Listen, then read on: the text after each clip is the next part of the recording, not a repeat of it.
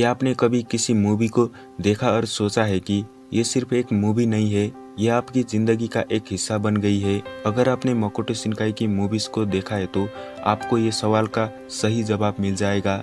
Your name, 5 centimetre पर second, the garden of old, ये वो मूवीज़ है जो सिर्फ मनोरंजन नहीं देती बल्कि हमारी आत्मा को छू जाती है। तो सवाल ये उठता है, आखिर मकोटो शिनकाई की मूवीज़ में ऐसा क्या है जो हर इंसान इनसे जुड़ जाता है और इन मूवीज़ को कभी नहीं भुला पाता?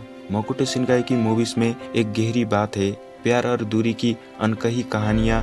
योर नेम में जब ताकी और मित्सुआ एक दूसरे के शरीर में आते हैं तो ये केवल एक रोमांटिक कहानी नहीं है, ये उस चाहत की कहानी है जो समय और स्थान से परे होती है। ये वो प्यार है जो हमें बार बार याद आता है और जब हम इसे खोने से डर से जीते हैं तो ये और भी ज्यादा गहरा हो जाता है। मकोटो शिनकाई के मूवीज के किरदार हमें ये सिखाता है कि प्यार न सिर्फ पास होने से होता है बल्कि ये तो एक अंदरूनी गहरी कनेक्शन है जो हमें कभी नहीं छोड़ता, चाहे समय और दूरी कितनी भी हो। इन मूवीज में आपको बस कहानी नहीं मिलती बल्कि वो भावना मिलती है जो अंदर से हमें इमोशनल कर देती है। 5 सेंटीमीटर पर सेकेंड में तकाकी और अकारी का प्यार एक ऐसा यात्रा है जो हमें समझाती है कि जब किसी को खोने का डर होता है तो हम उसे पकड़ने की कोशिश करते हैं। मकोटो शिनकाई की मूवीज में कोई फैंसी ड्रामा नहीं होता, कोई बड़ा चमत्कार नहीं होता, होता है तो सिर्फ वो दिल को छूने वाली वास्तविकता प्यार। क्या ये प्यार समय, परिस्थिति और बुरे हालातों के बीच जीता जा सकता है? यही सवाल इन मूवीज में हमेशा पूछा जाता है। मकोटो शिनकाई की मूवीज में एक और खास बात है, मौन की शक्ति। द गार्डन ऑफ ओल्ड में वो बात नहीं की जाती जो महसूस की जाती है, शब्दों से ज्यादा वो चुपिया होती है जो बहुत कुछ की जाती है। ये मूवीज हमें बताती है कि कभी कभी बिना बोले, बिना शब्दों के हम लोगों से सबसे ज्यादा जुड़ते हैं। इस मूवी में दो इंसान अपने अकेलेपन से लड़ते हुए एक दूसरे के साथ एक अदृश्य कनेक्शन महसूस करते हैं और यही कनेक्शन हमें अपनी ज़िंदगी में भी नज़र आता है।